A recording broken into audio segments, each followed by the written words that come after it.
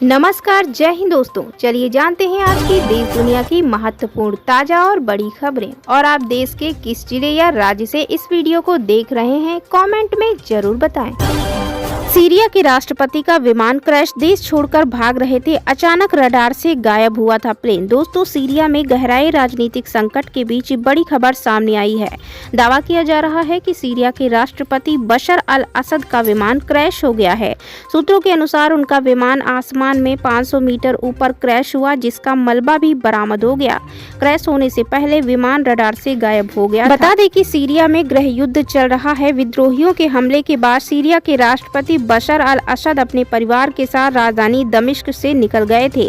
वे विमान में सवार होकर जा रहे थे, लेकिन दावा किया जा रहा है कि विद्रोहियों ने उनके विमान को मार गिराया है। इंडिया गठबंधन में आई दरार, ममता के बाद अखिलेश की पार्टी ने भी छोड़ा गठबंधन का साथ। दोस्तों, भारत में विपक्षी दलों के बीच एक बड़ी राजनीतिक दरार सामने आई है। बता दें, पहले ममता बनर्जी की पार्टी तृणमूल कांग्रेस यानी टीएमसी और अब अखिलेश यादव की समाजवादी पार्टी यानी एसपी ने इंडिया गठबंधन से किनारा कर लिया। इस कदम से यह स्पष्ट होता है कि विपक्षी दलों के बीच अडानी मुद्दे पर मतभेद गहरे होते जा रहे हैं, जबकि अन्य मुद्दों को लेकर गठबंधन की एकजुटता में कमी नजर आ रही है। 9 दिसंबर को बांग्लादेश का दौरा करेंगे विदेश सचिव। विदेश मंत्रालय बोला, सीरिया की स्थिति पर रखे नजर। दोस्तों, विदेश मंत्रालय के अनुसार विदेश सचिव 9 दिसंबर को बांग्लादेश का दौरा करने वाले हैं और वे अपने समकक्ष से मिलेंगे और इस यात्रा के दौरान कई अन्य बैठकें भी होंगी। विदेश सचिव के नेतृत्व में विदेश कार्यालय परामर्श भारत और बांग्लादेश के बीच एक संरचित जुड़ाव है। हम इस बैठक की प्रतीक्षा कर रहे हैं। बता दें कि बांग्लादेश में सत्ता परिवर्तन के बाद अल्पसंख्यकों को निशाना बनाए जाने की घटनाएं बढ़ गई हैं। वहीं भारत ने इस मामले में बांग्लादेश की अंतरिम सरकार से भी सुरक्षा सुनिश्चित करने की अपील की थी। बाबरी विध्वंस पर गर्व, उद्धव गुट के नेता ने किया पोस्ट। सपा ने कर दिया एमवीए से अलग होने का ऐलान। दोस्तों, समाजवादी पार्टी ने शनिवार को घोषणा की है कि वह शिवसेना यानी यूबीटी प्रमुख उद्धव ठाकरे के करीबी सहयोगी द्वारा बाबरी मस्जिद के विध्वंस और एक समाचार पत्र में छपे उससे संबंधित विज्ञापन की तारीफ करने के बाद विपक्षी गठबंधन एमवीए से बाहर निकलने का फैसला किया। बता दें दोस्तों, महाराष्ट्र में समाजवादी पार्टी के 2 विधायक हैं। सपा की महाराष्ट्र इकाई के प्रमुख अबू आजमी ने कहा, शिवसेना द्वारा एक समाचार पत्र में एक विज्ञापन दिया गया था जिसमें बाबरी मस्जिद को ध्वस्त करने वालों को बधाई दी गई थी। ट्रंप का ट्रूडो को चौंकाने वाला ऑफर, अगर दिक्कत है तो कनाडा को अमेरिका में मिला दो, 51वां राज्य बना देंगे। दोस्तों, कनाडा के प्रधानमंत्री जस्टिन ट्रूडो और अमेरिका के पूर्व राष्ट्रपति डोनाल्ड ट्रंप के बीच हाल ही में हुई मुलाकात एक बार फिर सुर्खियों में है। इस मुलाकात के दौरान ट्रंप ने मजाकिया अंदाज में ट्रूडो को कनाडा को अमेरिका का हिस्सा बनाने का सुझाव दिया। उन्होंने कहा, अगर कनाडा पर टैरिफ का खतरा है तो वह अमेरिका का 51वां राज्य बन सकता है। डोनाल्ड ट्रंप ने हाल ही में कनाडा पर 25% टैरिफ लगाने की धमकी दी थी, जिससे कनाडा की अर्थव्यवस्था पर गंभीर असर पड़ सकता था। अयोध्या संभल में बाबर ने जो किया, आज वो बांग्लादेश में हो रहा है। तीनों का डीएनए एक है, सीएम योगी का बड़ा बयान। उत्तर प्रदेश के मुख्यमंत्री योगी आदित्यनाथ ने गुरुवार को विपक्षी दलों पर समाज को बांटने की कोशिश करने का आरोप लगाते हुए कहा कि मुगल शासक बाबर की सेना ने अयोध्या और संभल में जो किया वही बांग्लादेश में हो रहा है। सीएम योगी ने कहा, बाबर के एक सिपह सालार ने 500 वर्ष पहले जो काम श्री अयोध्या धाम में किया था, संभल में किया था, और जो काम आज बांग्लादेश में हो रहा है, तीनों का डीएनए एक है। पुष्पा 2 बनी पहली भारतीय फिल्म जिसने वर्ल्ड वाइड सबसे तेज कमाए 500 करोड़, तोड़ दिया इस फिल्म का रिकॉर्ड। दोस्तों, अल्लू अर्जुन की फिल्म पहले दिन जो सुनामी लाई वो अभी भी थमने का नाम नहीं ले रही। फिल्म अपने पहले वीकेंड में एंट्री कर चुकी है और इसी के साथ फिल्म ने एक और रिकॉर्ड बना दिया है। इस रिकॉर्ड के बारे में पुष्पा 2 के मेकर्स मैत्री मूवी मेकर्स ने अपने सोशल मीडिया हैंडल से पोस्ट किया है। मैत्री मूवी मेकर्स के ऑफिशियल इंस्टा हैंडल से पोस्ट कर बताया गया कि पुष्पा 2 ने वर्ल्ड वाइड 500 करोड़ का कलेक्शन कर लिया है। साथ ही ये भी बताया गया कि पुष्पा 2 वर्ल्ड वाइड सबसे तेज 500 करोड़ कमाने वाली पहली भारतीय फिल्म बन गई है। बसपा नेता ने सपा विधायक की बेटी से कर दी बेटे की शादी। नाराज मायावती ने पिता को पार्टी से किया निष्कासित। दोस्तों, बहुजन समाज पार्टी नेता सुरेंद्र सागर को पार्टी से निकाल दिया गया है। सुरेंद्र सागर का गुनाह बस इतना है कि उन्होंने अपने बेटे की शादी सपा नेता की बेटी से बता दें कि बहुजन समाज पार्टी नेता सुरेंद्र सागर उनके बेटे की शादी समाजवादी पार्टी के विधायक की बेटी से करने के कारण पार्टी से निकाल दिया गया। मायावती ने इस शादी को पार्टी विरोधी गतिविधि माना है। सुरेंद्र सागर का कहना है कि उन्होंने कोई गलती नहीं की है और हमेशा पार्टी को मजबूत करने का काम किया है। उन्होंने कहा, हमारा कसूर सिर्फ इतना है कि हमने अपने बड़े बेटे के अंकुर सागर की शादी समाजवादी पार्टी के आम्बेडकर नगर के सपा विधायक त्रिभुवन दत्त की बेटी से की है। वह समाजवादी पार्टी के राष्ट्रीय सचिव भी हैं और सांसद भी रहे हैं। कोरोना के बाद दुनिया पर मंडराया और एक वायरस का खतरा, 8 दिन में मौत। दोस्तों, कोविड-19 के प्रभाव से दुनिया उभर ही रही थी कि अब अफ्रीकी देश रवांडा में मारबर्ग वायरस के फैलने की खबरें सामने आ रही हैं।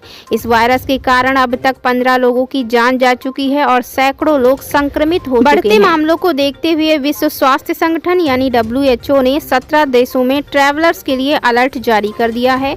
मारबर्ग वायरस के लक्षणों की गंभीरता के कारण इसे ब्लीडिंग आई वायरस भी कहा जाता है, क्योंकि इससे संक्रमित होने पर लोगों की आंखों से खून बहने लगता है। बता दें कि मारबर्ग वायरस के लक्षण शुरुआत में इबोला वायरस के समान ही होते हैं और इनमें तेज बुखार, सिर दर्द, मांसपेशियों में दर्द, उल्टी, गले में खराश, रैशेज और दस्त जैसी समस्याएं शामिल हो सकती हैं। WHO के अनुसार मारबर्ग वायरस एक जूनोटिक वायरस है, यानी यह जानवरों से इंसानों में फैलता है।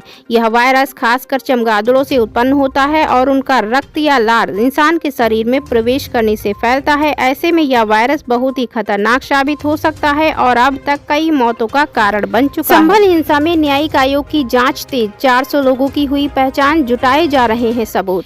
उत्तर प्रदेश के संभल में पिछले महीने शाही जामा मस्जिद के सर्वे के दौरान हुई हिंसा की जांच के लिए गठित 3 सदस्यीय न्यायिक आयोग के 2 सदस्यों ने रविवार को मस्जिद सहित शहर के हिंसा प्रभावित इलाकों का दौरा किया। इसी दौरान मस्जिद कमेटी के सदस्यों से मुलाकात की। इस बीच मंडल आयुक्त आंजनेय कुमार सिंह ने कहा कि हिंसा के जिम्मेदारों के खिलाफ सबूत जुटाए जा रहे हैं। अब तक 400 लोगों की पहचान हो चुकी है। पुलिस ने उपद्रवियों की पहचान के लिए वीडियो और तस्वीरों का सहारा लिया है। पुलिस की जांच विशेष टीमें इस मामले में जांच कर रही हैं और आरोपियों की तलाश में जुटी हुई हैं। बांग्लादेश में जो घटनाएं हो रही हैं वो निंदनीय है। हिंदुओं पर जो अत्याचार हो रहा है वह बंद होना चाहिए। मौलाना मदनी का बड़ा बयान। दोस्तों, जमीयत उलेमा हिंद के अध्यक्ष मौलाना महमूद असद मदनी ने बिहार के सीमांचल जिले के किशनगंज के लहरा चौक पर भीड़ को संबोधित करते हुए रविवार को कहा कि बांग्लादेश में जो घटनाएं हो रही हैं वो निंदनीय है।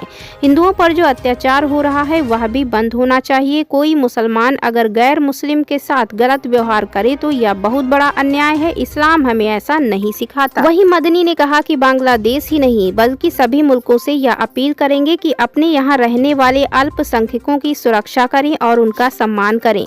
उन्होंने कहा कि राजनीतिक लाभ के लिए देश के सौहार्द को बिगाड़ने की हर मुमकिन कोशिश की जा रही है, जो कि नहीं होना चाहिए। उन्होंने कहा कि वक्फ संशोधन बिल लाकर हमारी संपत्ति को सरकार छीनने का प्रयास कर रही है। वहीं मौलाना मदनी ने मुसलमानों को नसीहत दी कि कठिन परिस्थितियों में मुसलमानों के कृत्यों और प्रतिक्रिया से धैर्य, रणनीति और बुद्धिमत्ता झलकनी चाहिए। यह समय की मांग है कि मुसलमान अपनी दृष्टि और दूरदर्शिता का प्रदर्शन करें। सकारात्मक और संतुलित पहल के माध्यम से सामाजिक निर्माण और विकास में अपनी भूमिका और मजबूत करें। यूपी में 27,000 पदों पर शिक्षक की भर्ती का रास्ता साफ, हाई कोर्ट का आदेश बरकरार। दोस्तों, उत्तर प्रदेश में शिक्षक भर्ती में रिक्त रह गई 27,000 से अधिक सीटों पर रास्ता साफ हो गया है। बेसिक शिक्षा की 68,500 पदों की सहायक शिक्षक भर्ती में इलाहाबाद हाई कोर्ट की लखनऊ खंडपीठ के आदेश को सुप्रीम कोर्ट ने यथावत रखा है। इस मामले में हाई कोर्ट ने आदेश दिया कि रिक्त सीटों पर राज्य सरकार भर्ती करे। दरअसल कुछ अभ्यर्थी इस मामले में कट ऑफ अंक कम करके रिक्त पदों पर चयन किए जाने की मांग को लेकर सुप्रीम कोर्ट गए हुए थे, लेकिन सुप्रीम कोर्ट ने उनकी याचिका खारिज कर दी है। अब याचिका खारिज होने के बाद बेसिक शिक्षा विभाग को भर्ती प्रक्रिया को आगे हाई कोर्ट के आदेश के अनुसार बढ़ेगी। बता दें दोस्तों, साल 2017 में सुप्रीम कोर्ट द्वारा उत्तर प्रदेश बेसिक शिक्षा परिषद के विद्यालयों में सहायक अध्यापक पर समायोजित किए गए शिक्षा मित्रों का समायोजन रद्द कर दिया गया था। कोर्ट के इस फैसले के बाद करीब 1.47 लाख शिक्षकों के पद रिक्त हो गए थे। इसके बाद यूपी सरकार ने 2 चरणों में बहाली निकाली थी। एक चरण में 68,500 और 69,000 पदों पर शिक्षकों की भर्ती निकाली गई थी। इसके बाद इसकी परीक्षा कराई गई थी। इसका रिजल्ट घोषित किया गया तो अनारक्षित वर्ग के लिए 45%, जबकि ओबीसी और अन्य वर्ग का कट ऑफ 40% निर्धारित किया गया था, लेकिन योग्य अभ्यर्थी न मिलने से 27,000 से ज्यादा पद रिक्त रह गए। वहीं कुछ अभ्यर्थियों ने भर्ती परीक्षा में कॉपी बदले जाने का आरोप लगाकर कट ऑफ कम करने की मांग की थी। इसके लिए इलाहाबाद हाई कोर्ट की लखनऊ खंडपीठ में याचिका दाखिल की गई थी। हाई कोर्ट ने तब इस मामले में सीबीआई जांच के आदेश दिए थे। तब सरकार इस मामले में डबल बेंच में गई। डबल बेंच ने आदेश दिया था कि सरकार रिक्त पदों पर भर्ती करे, लेकिन कट ऑफ कम अंक करके नियुक्ति दिए जाने की मांग को लेकर सुप्रीम कोर्ट गए अभ्यर्थियों की याचिका वहां से भी खारिज हो गई।